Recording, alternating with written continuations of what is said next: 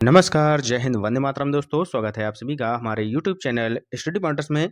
तो CTET exam की तैयारी यहाँ पर हमने स्टार्ट कर दी है और 2 से 3 लेक्चर हम आपको पहले प्रोवाइड करा चुके हैं। तो आज यहाँ पर हम सीखने वाले हैं पियाजे का संज्ञानात्मक विकास का सिद्धांत और ये लेक्चर बहुत ही इंपॉर्टेंट होने वाला है आपके लिए। तो वीडियो को आप लोग बहुत ही ध्यान से देखिएगा। चैनल से पहली बार जुड़े हैं तो चैनल को सब्सक्राइब कर लीजिएगा, बेल आइकॉन को प्रेस कर लीजिएगा जिससे कि आने वाली वीडियो का नोटिफिकेशन आपको समय से मिल सके। तो चलिए शुरू करते हैं आज का इम्पोर्टेंट लेक्चर। तो यहाँ पर हम बिल्कुल बेसिक से स्टार्ट कर रहे हैं, जीन पियाजे का सिद्धांत। तो जीन पियाजे का जो जन्म हुआ था बच्चों 1896 ईस्वी को स्विट्जरलैंड में हुआ था। तो क्वेश्चन यहाँ से केवल एक ही बन सकता है कि इनका जन्म कहाँ हुआ था। तो स्विट्जरलैंड में हुआ था। कब हुआ था? तो 1896 में हुआ था। क्लियर है। पियाजे को विकासात्मक मनोविज्ञान का जनक कहा जाता है। तो ये भी यहाँ पर आप लोग याद रखिएगा। संज्ञानात्मक विकास पूछा जाए या विकासात्मक जो मनोविज्ञान है इसको पूछा जाए, बात एक ही है। ठीक है। तो पियाजे को विकासात्मक मनोविज्ञान का जनक माना जाता है। आगे चलते हैं तो इनके अनुसार क्या बताया गया है। जीन पियाजे के अनुसार इनका मानना है कि जैसे जैसे बच्चों में जैविक परिपक्वता आती है वैसे वैसे वह वस्तुओं के बारे में अपने दिमाग में कॉन्सेप्ट बना लेते हैं।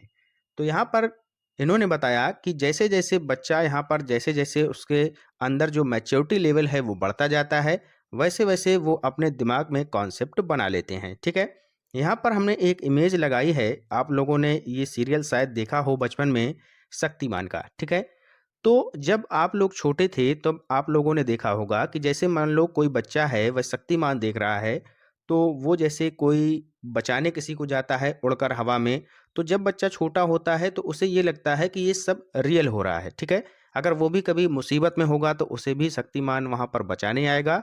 तो इस तरीके से वो अपने दिमाग में एक कॉन्सेप्ट बना लेता है कि ये शक्तिमान ओरिजिनल है। ठीक है। लेकिन वो ये नहीं जानता है कि ये ऐसा कुछ भी नहीं है, ये रियल में नहीं है। ठीक है। वो बच्चा है तो उसका दिमाग जितना चलता है उतना ही वो वहाँ पर कॉन्सेप्ट बना पाता है। ठीक है। तो यही यहाँ पर बताया गया है कि जैसे जैसे बच्चे में मैच्योरिटी लेवल बढ़ती है, धीरे धीरे वो बड़ा होता है, तब उसको रियलाइज होता है कि कोई शक्तिमान नहीं है, ये केवल एक हम सीरियल देख रहे थे। ठीक है। तो ये बात यहाँ पर पियाजे के द्वारा यहाँ पर बोली गई है। आशा करते हैं कि आपको यहाँ पर उदाहरण के द्वारा समझ में आ गया होगा। ठीक है। आगे चलते हैं। पियाजे के अनुसार बच्चे जो हैं सक्रिय ज्ञान निर्माता तथा नन्हे वैज्ञानिक हैं जो संसार के बारे में अपने सिद्धांतों की रचना करते हैं। ठीक है। तो यहाँ पर क्या बोला गया है कि ये जो बच्चे होते हैं ये सक्रिय ज्ञान जो है निर्माता होते हैं, एक नन्हे वैज्ञानिक के रूप में कार्य करते हैं। ठीक है। पियाजे के अनुसार बच्चों की सोच एडल्ट से प्रकार में अलग होती है, ना कि क्वांटिटी में। तो यहाँ पर एक बात आपको समझ में आनी चाहिए कि जो सोच है बच्चों की वो एडल्ट से प्रकार में तो अलग होती है लेकिन क्वांटिटी में अलग नहीं होती है। ये जो है जन्मजात होती है। बच्चा जब छोटा होता है तो उसके अंदर जो दिमाग होता है वह क्वांटिटी में, चाहे वो बड़ा व्यक्ति हो चाहे वह छोटा बालक हो, क्वांटिटी में वो समान होती हैं। और जो प्रकार होता है यानी कि एडल्ट से जो बच्चों की सोच होती है वो प्रकार में अलग होती है। जैसे मान लीजिए कि कोई छोटा बच्चा है, ठीक है, तो वो यहाँ पर जो है उसकी सोच क्या होगी कि कोई वो उससे कहे कि मान लीजिए कि शक्तिमान देखना है। ठीक है। शक्तिमान वो देख रहा है, छोटा बच्चा है तो वो देखेगा। ठीक है, क्योंकि उसमें उसे इंटरेस्ट है। लेकिन जो बड़ा एडल्ट होगा, जो बड़े बच्चे होंगे, तो वो नहीं देखेंगे। ठीक है। तो इस तरीके से जो उनकी सोच होती है उसमें काफ़ी डिफरेंस होता है, लेकिन जो क्वांटिटी होती है वहाँ पर वो बराबर होती है। ठीक है। जो सोच है वो केवल अलग होती है एडल्ट से। समझ में आ गया। चलते हैं आगे। नेक्स्ट, अब यहाँ पर देखते हैं कॉन्सेप्ट ऑफ कॉग्निटिव डेवलपमेंट। ठीक है। कॉन्सेप्ट यहाँ पर समझ लीजिएगा। पहला यहाँ पर हमने लिखा है अनुकूलन, एडप्टेशन। ठीक है। अनुकूलन क्या होता है, एडप्टेशन क्या होता है? तो वातावरण के अकॉर्डिंग यानी कि वातावरण के अनुसार अपने आप को ढालना अनुकूलन कहलाता है। ठीक है। इसकी दो प्रक्रिया होती हैं। तो वातावरण के अनुसार अपने आप को ढालना ही क्या कहलाता है? अनुकूलन कहलाता है, एडप्टेशन कहलाता है। इसमें जो है दो प्रक्रिया होती हैं। पहली प्रक्रिया यहाँ पर लिखी है हमने आत्मसातकरण, जिसको हम असिमुलेशन बोलते हैं। ठीक है। तो आत्मसातकरण, असिमुलेशन क्या है? पूर्व ज्ञान को नए ज्ञान के साथ जोड़ना आत्मसातकरण कहलाता है। ठीक है। तो यहाँ पर आप एग्जाम्पल के माध्यम से समझिएगा कि मान लीजिए कोई छोटा बच्चा है, उसको पूर्व ज्ञान है, उसने पहले एक वाइट यहाँ पर डॉगी देखा। ठीक है। वाइट कलर का उसने डॉगी देखा, तब आपने इसको बताया कि इसके 2 आँखें होती हैं, 4 पैर होते हैं, ये व्हाइट कलर का है, इसको हम डॉग बोलते हैं, ठीक है?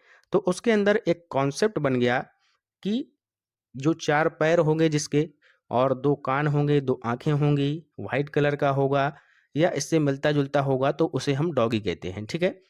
नेक्स्ट अगले टाइम उसने क्या देखा कि एक ब्लैक कलर का डॉगी देखता है, तो वो ये देखता है कि इसके भी 4 पैर हैं, 2 आँखें हैं, 2 कान हैं, यह भी भौं-भौं करता है, ठीक है? तो वो उससे रिलेटेड यहाँ पर इसको भी जान जाता है कि ये भी क्या है, डॉगी है, ठीक है? तो यहाँ पर क्या हुआ कि जो उसको पूर्व ज्ञान था, जब उसने व्हाइट डॉगी देखा था, तो उसी के साथ उसने नए ज्ञान को यहाँ पर जोड़ लिया है। इसी को आत्मसातकरण कहते हैं, ठीक है? समझ में आ गया? इसी को हम क्या कहते हैं? असिमुलेशन कहते हैं, ठीक है? यानी कि पूर्व ज्ञान को नए ज्ञान के साथ जोड़ना ही आपका क्या कहलाता है? आत्मसातकरण कहलाता है। क्लियर हो गया? आगे चलिएगा। अगला जो पॉइंट है दूसरा, इसको हम बोलते हैं समायोजन, एकोमोडेशन बोलते हैं, ठीक है? समायोजन को एकोमोडेशन बोलते हैं। इसमें क्या है कि पूर्व ज्ञान में परिवर्तन करके वातावरण के साथ तालमेल बिठाना समायोजन कहलाता है।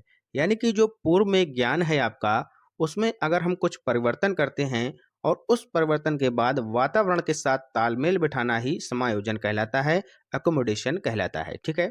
तो यहाँ पर समझिएगा एग्जाम्पल के माध्यम से, बच्चे ने जब पहले जो कॉन्सेप्ट था उसने वो समझा था, यानी कि जो उसको पूर्व ज्ञान था उसने ये समझा था कि 4 पैर जिसके होते हैं, जो भौं-भौं करता है, 2 आँखें होती हैं, तो इसको हम डॉगी बुलाते हैं, चाहे वह व्हाइट हो या फिर ब्लैक हो, ठीक है? इतनी बात उसको पता थी।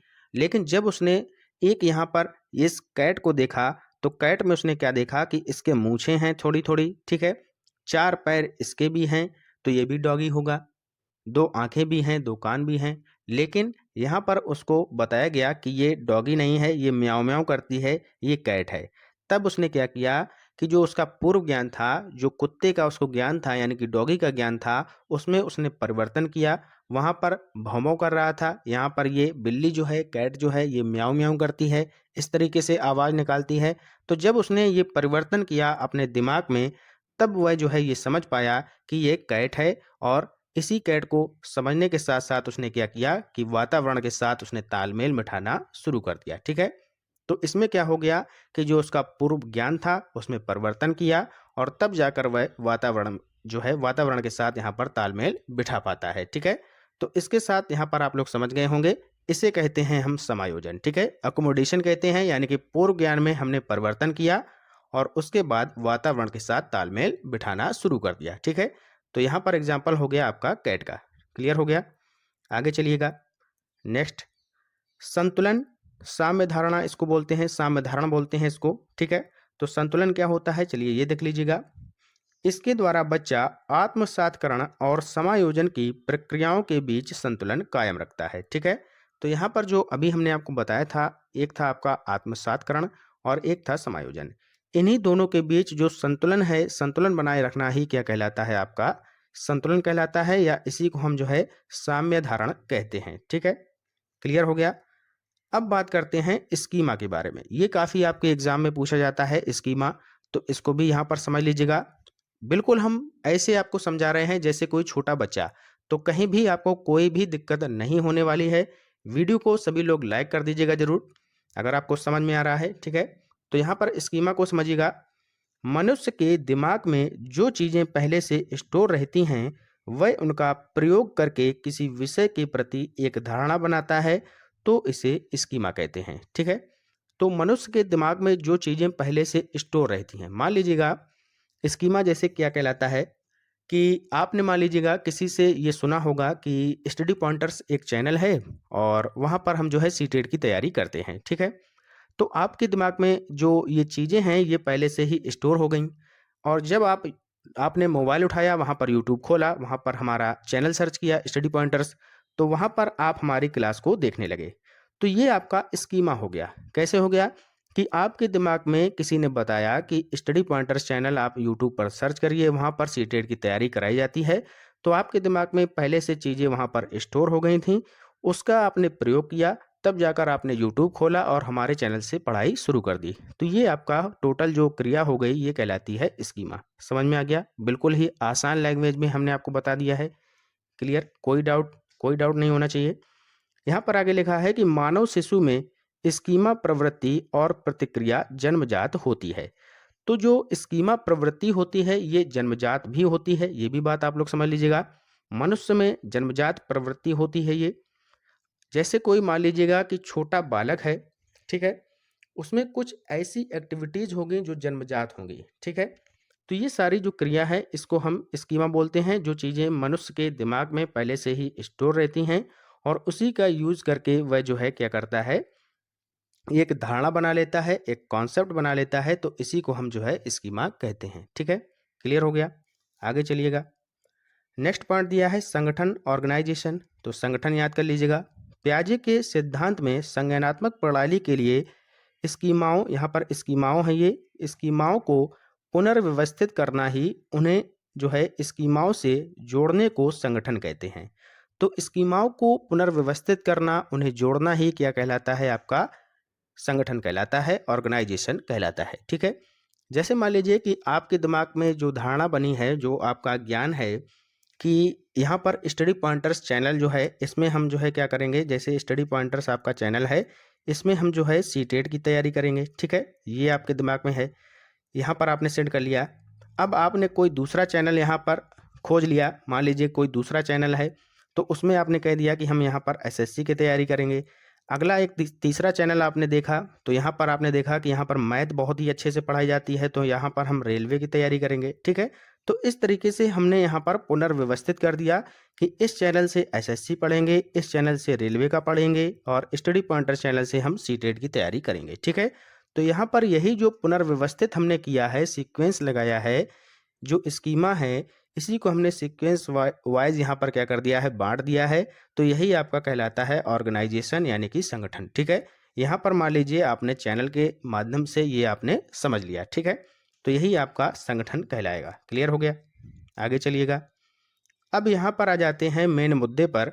जीन पियाजे ने जो 4 अवस्थाएं बताई हैं संज्ञानात्मक विकास की, उनको यहाँ पर हम देखते हैं, ठीक है। वेरी वेरी मोस्ट इंपॉर्टेंट ये चारों अवस्थाएं हैं। इनके कई नाम आपसे पूछे जाते हैं एग्जाम में, तो ये जो नाम है ये भी आप लोग याद रखिएगा। कोई भी नाम यहाँ पर आपसे पूछा जा सकता है, ठीक है। तो जो पहली अवस्था है ये होती है जन्म से 2 वर्ष की। इसको हम जानते हैं संवेदी गामक अवस्था के नाम से, ठीक है। इसी को हम बोलते हैं संवेदी पेशी अवस्था के नाम से, ठीक है। इसी को बोला जाता है इंद्रिय जनित गामक अवस्था। यहाँ पर आप देख सकते हैं ये लिखा है इंद्रिय जनित गामक अवस्था। इसी को हम ज्ञानात्मक क्रियात्मक अवस्था बोलते हैं, संवेदनात्मक अवस्था बोलते हैं, या फिर ज्ञानेंद्रिय गामक अवस्था बोलते हैं। तो ये सारे नाम आपको याद रखना है। इसका एक स्क्रीनशॉट जरूर ले लें। यहाँ पर कोई भी नाम आपसे एग्जाम में पूछ लिया जाता है, ठीक है। तो कंफ्यूज नहीं होना है, चाहे वो आपसे संवेदी गामक अवस्था पूछ ले, चाहे संवेदी पेशी पूछ ले, इंद्रिय जनित पूछ ले, तो ये सारी की सारी होती हैं जन्म से 2 वर्ष, ठीक है। अगली है दूसरी पूर्व संक्रियात्मक अवस्था। ये होती है 2 से 7 वर्ष के बीच, ठीक है। इसी को हम प्राक संक्रियात्मक अवस्था या प्राक प्रचलनात्मक अवस्था भी बोलते हैं, ठीक है। नेक्स्ट जो है तीसरी अवस्था है मूर्त संक्रियात्मक अवस्था। ये होती है 7 से 11 वर्ष, ठीक है। तो इसको हम बोलते हैं मूर्त संक्रियात्मक अवस्था, या इसी को हम बोलते हैं स्थूल संक्रियात्मक अवस्था। इसका एक और नाम है ठोस प्रचलनात्मक अवस्था, 7 से 11 वर्ष, ठीक है। अगली है आपकी चौथी और अंतिम जो है अमूर्त संक्रियात्मक अवस्था, जिसको हम औपचारिक संक्रियात्मक अवस्था भी बोलते हैं। ये होती है 11 से 15 वर्ष, ठीक है। तो 11 से 15 वर्ष के बीच में ये हो जाएगी आपकी औपचारिक संक्रियात्मक अवस्था, ठीक है। चाहे औपचारिक बोल दे या अमूर्त बोल दे, बात एक ही है, ठीक है। आप लोग कंफ्यूज नहीं होंगे। आगे चलिएगा। अब यहाँ पर समझिएगा, जो पहली अवस्था है संवेदीय पेशी अवस्था, जन्म से 2 वर्ष की। यहाँ पर क्या होता है, इस अवस्था में शिशु जो है शरीर से चीज़ों को इधर उधर करते हैं, वस्तुओं को पहचानने का प्रयास करते हैं। आप लोगों ने देखा होगा जब बच्चा छोटा होता है, ठीक है, जन्म से 2 वर्ष के बीच होता है, तो वह जो है वस्तुओं को इधर उधर फैला देता है, उनको पहचानने की कोशिश करता है। और क्या होता है, वे प्रकाश तथा आवाज़ के प्रति क्रिया करना आरंभ कर देते हैं। जब बच्चा कोई छोटा है, उसका जन्म हुआ है, उसके 1-2 महीने बाद आप वहाँ पर कुछ बोलते हैं, या जैसे ही प्रकाश पड़ता है उस पर कुछ आवाज़ उसको सुनाई देती है, तो वह जो है उसी के साथ जो है प्रतिक्रिया करता है। ठीक है, सो रहा होगा, अचानक से कोई चीज़ गिरी तो वह जग जाएगा, रोने लगेगा। ठीक है, तो यही जो है क्रियाएँ वहाँ पर शुरू हो जाती हैं। आगे देखिएगा, इस अवस्था का बालक किसी भी वस्तु को देखना, पकड़ना, चूसना, दांतों से काटना आदि की स्वाभाविक क्रियाएं यहाँ पर करने लगता है। आपने देखा होगा कि जब बच्चा छोटा होता है, आप उसके पास कोई भी चीज़ रखते हैं तो वह उसको पकड़ता है और मुंह में डाल लेता है। ठीक है, यानी कि चूसने लगता है। अगर कोई चीज़ नहीं है तो कहो वो अपना अंगूठा ही चूसने लगे। ठीक है, तो ये सारी जो है एक्टिविटीज आपकी बचपन में होती हैं सभी बच्चों के साथ। ठीक है, आगे लिखा है कि वस्तु स्थायित्व का गुण विकसित हो जाता है। जैसे मान लीजिए कि कोई बच्चा छोटा है, 1 से 2 वर्ष का है, अगर आप उसके सामने मोबाइल चला रहे हैं, कोई ऐसी चीज़ आपने उसको दिखा दी, तो वो ये समझने लगता है कि ये मोबाइल है। ठीक है, कोई ऐसी चीज़ है, ये नहीं जानता है कि ये मोबाइल है, क्या नाम है इसका, इससे कोई मतलब नहीं है, लेकिन उसके दिमाग में एक इमेज बन जाती है कि इससे कुछ होता है।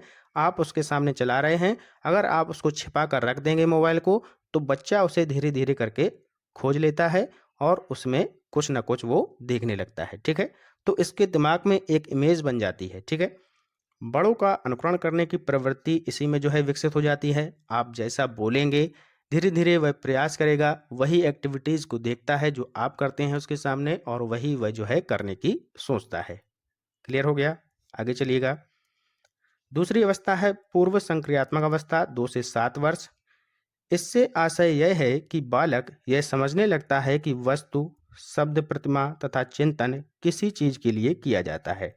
तो यहाँ पर वह इतना समझने लगता है कि कोई वस्तु है, कोई शब्द है, कोई एक इमेज है जिसके प्रति हमें चिंतन करना है, तो यह वह समझने लगता है। इस अवस्था में बच्चा प्रतीकों का प्रयोग करने में निपुण हो जाता है। जैसे साइकिल शब्द सुना तो उसके दिमाग में साइकिल की इमेज बन जाती है। ठीक है, तो यहाँ पर आप इमेज देख सकते हैं, यह साइकिल की इमेज जो है, जैसे ही आप बच्चे को बताते हैं तो उसके दिमाग में एक इमेज बनना स्टार्ट हो जाता है। ठीक है, तो यह क्रिया होती है पूर्व संक्रियात्मक अवस्था में। क्लियर है? यहाँ पर देखिएगा, नेक्स्ट है जीववाद। तो जीववाद जो है ये 2 से 7 वर्ष के बीच में ही अभी हम चल रहे हैं। ठीक है, पूर्व संक्रियात्मक अवस्था में। तो यहाँ पर क्या है, जीववाद का मतलब है कि इसमें जो बच्चा है सजीव और निर्जीव वस्तुओं में अंतर नहीं कर पाता है। जैसे मान लीजिए कोई बच्चा है, 2 से 7 वर्ष के बीच में उसकी एज है।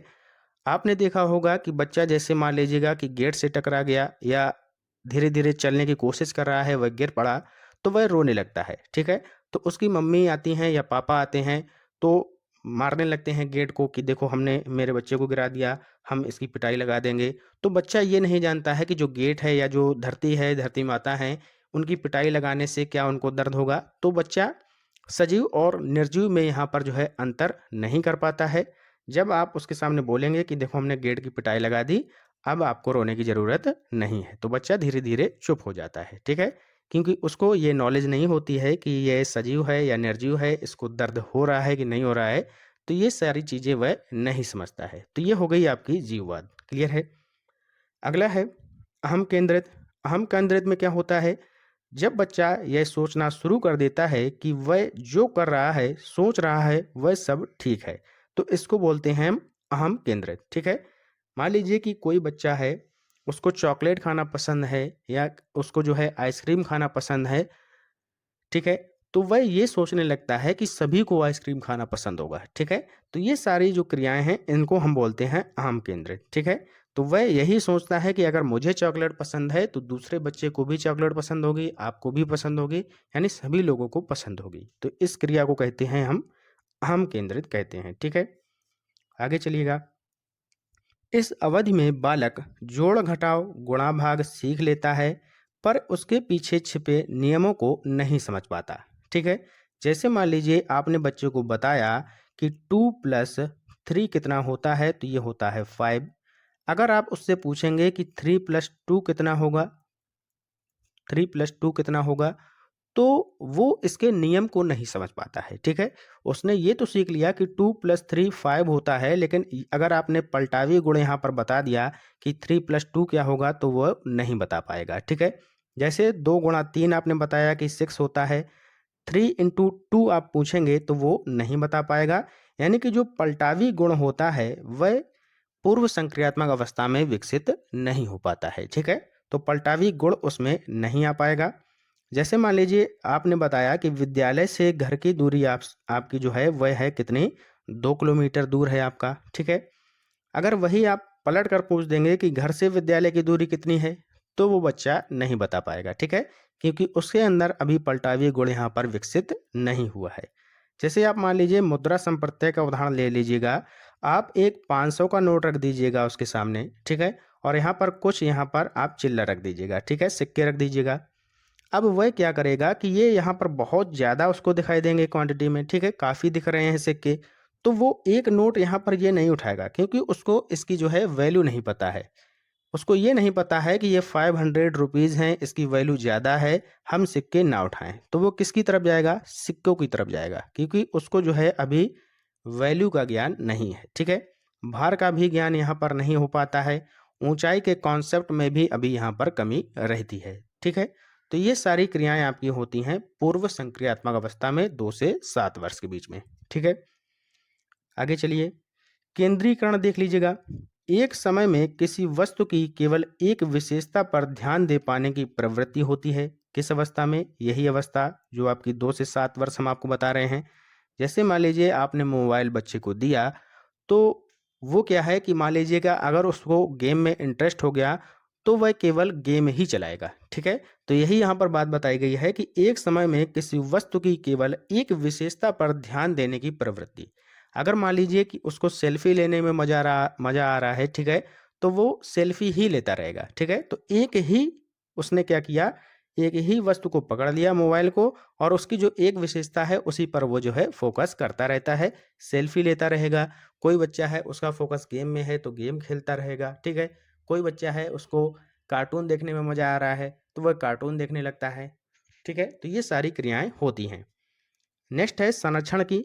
अगर किसी वस्तु के साइज या शेप में चेंज कर दें तो उसकी क्वांटिटी पर कोई प्रभाव नहीं पड़ता है, लेकिन बच्चा इसे समझ नहीं पाता है। ठीक है, जैसे मान लीजिए कि हमने गिलास में यहाँ पर पानी भरकर रखा है, और इसके बाद यही पानी को हम एक कटोरे में यहाँ पर डाल दें, तो बच्चा ये नहीं जान पाएगा। उसे ये लगेगा कि कटोरा यहाँ पर बड़ा है दिखने में, तो इसमें पानी ज़्यादा होगा। ठीक है, लेकिन पानी की मात्रा उतनी ही है, यानी कि उसको यहाँ पर साइज और शेप का ज्ञान नहीं है। ठीक है, तो बच्चा यहाँ पर इसे समझ नहीं पाएगा। समझ में आ गया? आगे चलिएगा, क्रमबद्धता।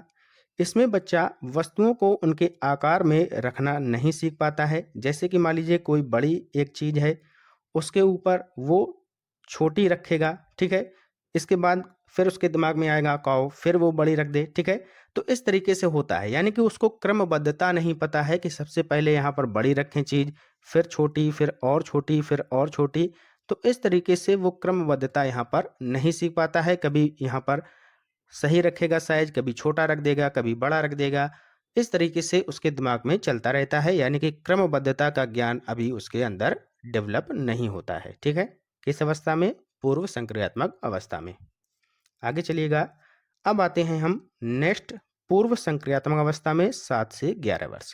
इसमें क्या होता है, इस अवस्था में बालक सामने रखी वस्तुओं के प्रति चिंतन करना आरंभ कर देता है। ठीक है, तो यहाँ पर चिंतन करना जो है उसने आरंभ कर दिया है। चिंतन व तर्क क्रमबद्ध हो जाते हैं। बालक के चिंतन में उत्क्रमणशीलता, पलटावी गुण आ जाता है। जैसे कि अभी हमने बताया था कि 3 × 2 करेंगे तो 6 होता है। अगर वही 2 × 3 बोल दें तो वो नहीं समझ पाता है। लेकिन यहाँ पर अब उसकी जो उम्र है वह हो चुकी है 7 से 11 वर्ष, तो यहाँ पर जो पलटावी गुण है यह उसमें विकसित हो जाएगा और वह बताने लगेगा। ठीक है, बालक यहाँ पर दिन, तारीख, समय, महीने, वर्ष सभी बताने योग्य हो जाता है। बालक यहाँ पर लंबाई, चौड़ाई, वजन, तरल तथा तत्व के जो और भी संरक्षण से संबंधित हैं समस्याओं का समाधान यहाँ पर करने लगता है। ठीक है, तो यहाँ पर पलटावी गुण उसका विकसित हो जाता है।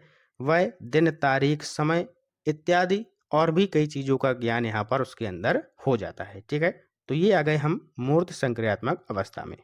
आगे चलते हैं, बालक अनेक तार्किक क्रियाएं करने के योग्य हो जाता है। ठीक है, बालक वस्तुओं के मध्य समानता, असमानता, संबंध, दूरी और विसंगता को यहाँ पर समझने लगता है।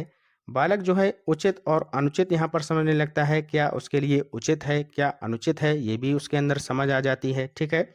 लंबाई वजन के अनुसार जो है उनको क्रम के अनुसार लगाने लगता है। ठीक है। यानी कि जो क्रमबद्धता है, जब वह पूर्व संक्रियात्मक अवस्था में था तो क्रमबद्धता नहीं थी। जैसे ही वह मूर्त संक्रियात्मक अवस्था में आता है तो क्रमबद्धता भी उसको समझ में आने लगती है। ठीक है। इसके बाद आता है अगला जो पॉइंट है, आगमनात्मक तर्कणा। तो ये क्या होती है? यह भी इसी अवस्था में आता है, यानी जब बच्चा उदाहरण के ऊपर आधारित होकर तर्क करने लगता है। तो यहाँ पर इसको हम बोलते हैं, जैसे कि आगमन विधि आपने पढ़ी होगी। ठीक है। तो वहाँ पर बताया जाता है, उदाहरण पहले दिया जाता है, बाद में उसको समझाया जाता है, तब जाकर हम नियम की ओर चलते हैं। ठीक है। तो यहाँ पर जैसे मान लीजिए कि आप प्रकाश संश्लेषण की क्रिया बच्चे को पढ़ाना चाहते हैं, तो सबसे पहले आप उसको उदाहरण के माध्यम से समझाएंगे कि पेड़ हमारे जीवन के लिए क्यों जरूरी हैं। क्योंकि हमें इससे ऑक्सीजन मिलती है। ठीक है। शुद्ध हवा मिलती है। तो ये सारी चीज़ें जब हम उसको पहले उदाहरण के माध्यम से समझाएंगे, देन उसके बाद हम उसको जो है प्रकाश संश्लेषण की क्रिया तक ले जाएंगे। ठीक है। तो उदाहरण यहाँ पर पहले हो जाएगा, क्योंकि यहाँ पर हम बात कर रहे हैं आगमनात्मक तरणकणा की। ठीक है। आगे चलिएगा। नेक्स्ट अब आ जाते हैं अमूर्त संक्रियात्मक अवस्था, या इसी को हम औपचारिक संक्रियात्मक अवस्था के नाम से जानते हैं। 11 से 15 वर्ष के बीच में। ठीक है। बालक में अमूर्त चिंतन की क्षमता का विकास हो जाता है। मूर्त में क्या था कि जो चीज़ें उसके सामने है उसी का चिंतन करता था। अगर अब उसके सामने कोई चीज़ या वस्तु नहीं है, फिर भी वह उसके बारे में सोच सकता है, समझ सकता है। ठीक है। तो ये हो जाता है आपका अमूर्त चिंतन। ठीक है। बालक में सभी प्रकार के संपत्तियों का समुचित विकास हो जाता है। इस अवस्था में बालक में परिकलनात्मक चिंतन पाया जाता है। ठीक है। चिंतन में पूर्ण क्रमबद्धता आ जाती है। ठीक है। आगे क्या लिखा है, भाषा संबंधी योग्यता तथा संप्रेषणशीलता का इसमें विकास हो जाता है। और एक जो महत्वपूर्ण पॉइंट है वो है निगमनात्मक तर्कणा की। ठीक है। इसमें क्या होता है कि इसमें बच्चा नियम के ऊपर तर्क करने लगता है। ठीक है।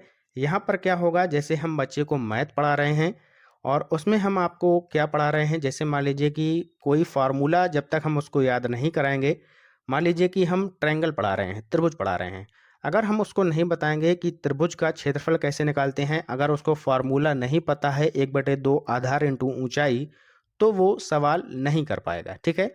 कोई भी एग्जाम्पल हम उसको दे लें, लेकिन वह सवाल नहीं कर पाएगा जब तक हम उसको पहले उसका नियम नहीं बताएंगे, देन उसके बाद वो सवाल कर पाएगा। ठीक है। पहले नियम बताना पड़ेगा कि अगर हम त्रिभुज पढ़ा रहे हैं तो उसको पहले बताना पड़ेगा कि त्रिभुज की जो आकृति है वह कैसी होती है, इस तरीके से होती है, इसके नियम क्या होते हैं, इसका अगर हम क्षेत्रफल निकालें तो 1/2 आधार इंटू ऊंचाई होता है, तभी वह जो है इसका क्षेत्रफल निकाल सकता है। ठीक है।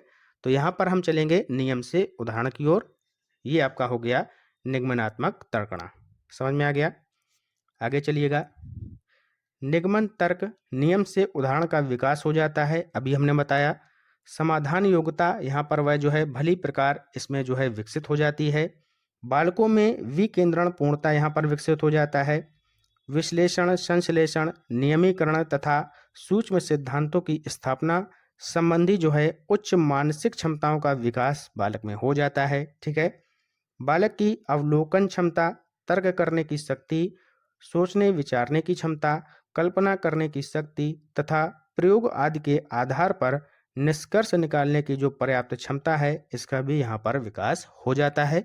किस अवस्था में? औपचारिक संक्रियात्मक अवस्था में 11 से 15 वर्ष के बीच में। ठीक है। तो ये सारी जो क्षमताएं हैं उसमें डेवलप हो जाती हैं। समझ में आ गया। तो ये यहाँ पर आपकी कंप्लीट हो जाती हैं चारों अवस्थाएं। ठीक है। पहली हमने आपको बताई थी संवेदी पेशी अवस्था, दूसरी बताई थी पूर्व संक्रियात्मक अवस्था, फिर हमने आपको बताई मूर्त संक्रियात्मक अवस्था, उसके बाद अमूर्त संक्रियात्मक अवस्था, या इसी को हम औपचारिक संक्रियात्मक अवस्था बोलते हैं। ठीक है। अब यहाँ पर थोड़ा समझ लीजिएगा कि जीन पियाजे की जो कुछ पुस्तकें हैं इनके बारे में भी यहाँ पर पूछा जाता है, तो इनको भी थोड़ा देख लीजिएगा। बाल चिंतन की भाषा जीन पियाजे के द्वारा लिखित है। ठीक है। The psychology of the child, इसको भी याद रखिएगा। The psychology of intelligence, the child conception of the word, the language and thought of the child, ये सारी की सारी पुस्तकें जो हैं ये जीन पियाजे की पुस्तकें हैं। इनको आप एक बार दिमाग में रखिएगा।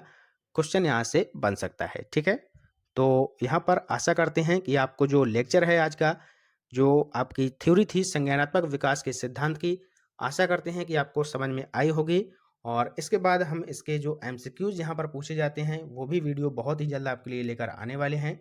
तो वीडियो को लाइक कर दीजिएगा, शेयर कर दीजिएगा सभी लोग। ठीक है, लाइक में आप लोग बहुत कंजूसी करते हैं, क्योंकि आप अगर लाइक नहीं करेंगे तो हमें मोटिवेशन नहीं मिलता है। आपके एक लाइक से हमें मोटिवेशन मिलता है कि और भी अच्छा कंटेंट हम आपको प्रोवाइड करा सकें। तो इसलिए सभी लोग लाइक करके जाइएगा। चैनल को सब्सक्राइब अभी तक नहीं किया है तो कर लीजिएगा। मिलते हैं नेक्स्ट वीडियो में, तब तक के लिए goodbye, have a nice day. जय हिंद, जय भारत।